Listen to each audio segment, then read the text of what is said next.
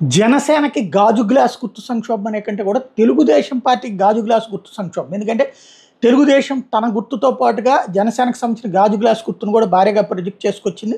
ఇద్దరు గెలిచి చేశారు. తీరా చూస్తే ఆ గాజు గ్లాస్ గుర్తు ఇప్పుడు రాష్ట్ర వ్యాప్తంగా చూస్తే 52 మంది కేటాయించారు.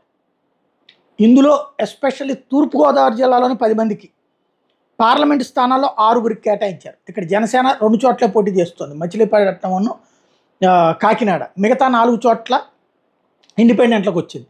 అట్లాగే జనసేన 21 అసెంబ్లీ స్థానాల్లో పోటీ చేస్తుంది. తీరా చూస్తే 52 స్థానాలు వచ్చింది. అంటే 31 స్థానాల్లో అదనంగా వచ్చింది వీళ్ళకి గుర్తు, గాజు గ్లాస్ గుర్తు.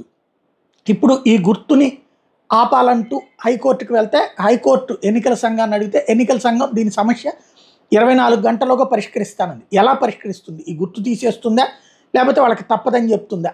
ఇందులో ఒక నిబంధన ఏముందంటే ఇది అన్రికగ్నైజ్డ్ పార్టీలకు సంబంధించిన సింబలు కామన్గా వాళ్ళ అభ్యర్థులందరికీ ఇస్తారు. బట్ అక్కడ వాళ్ళు అన్ని చోట్ల పోటీ చేయకపోతే వేరే వాళ్ళకి ఇస్తారు. అది కీ పాయింట్. ఇక్కడ వాళ్ళు అన్ని చోట్ల పోటీ చేయకపోతే వాళ్ళకి కామన్ సింబల్ ఇస్తారు. వాళ్ళు పోటీ చేయకపోతే అన్ని చోట్ల పోటీ చేయకపోతే మిగతా వేరే వాళ్ళకి ఇచ్చే అవకాశం ఉంది. అప్పుడు బద్వేల్లో జరిగింది అదే, మన తెలంగాణలో కూడా జరిగింది అదే ఇప్పుడు అన్నటువంటిది మరొక వైపుని చెప్తున్నారు. మరి ఎన్నికల సంఘం ఏం చేస్తుంది? ఎందుకంటే ఆల్రెడీ అనౌన్స్ చేసేసింది సింబల్స్. ఇప్పుడు ఎన్నికల సంఘం ఏమైనా మారుస్తుందా లేకపోతే ఇది తప్పదని చెప్తుందా కోర్టుకి? చూడాల్సి ఉంది.